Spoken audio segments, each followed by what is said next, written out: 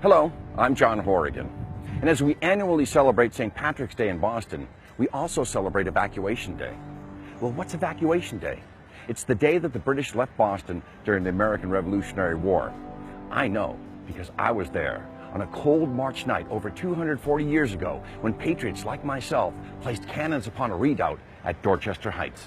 Below, in Boston Harbor, sat a massive fleet of British ships commanded by Admiral Howe.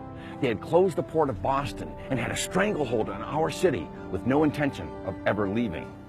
In late 1775, Henry Knox, a friend of General George Washington, proposed that he take cannon from the recently captured fortress Fort Ticonderoga at the foot of Lake Champlain and take them to Boston and place them on a strategic ridge in Dorchester as a show of force to intimidate the British.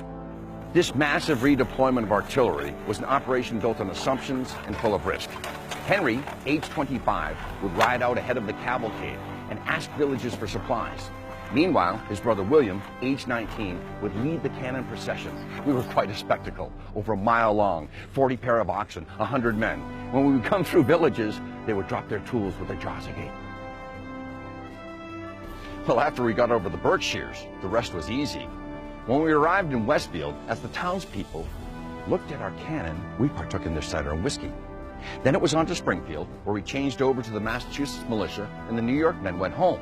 And then when we arrived in Framingham, there was a smirking John Adams who told us that General Washington was delighted when he learned of the mission's success.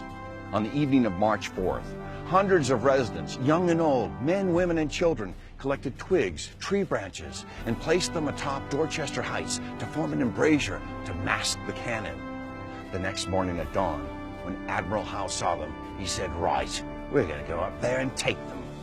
And so, on the evening of March 6th, Admiral Howe loaded his men into longboats, preparing to attack Dorchester Heights in the morning. But overnight, a nor'easter struck, and he was foiled by New England weather. They called it a hurricane, which caused high sea swells and made his Marines ill. Howe decided to cancel the attack.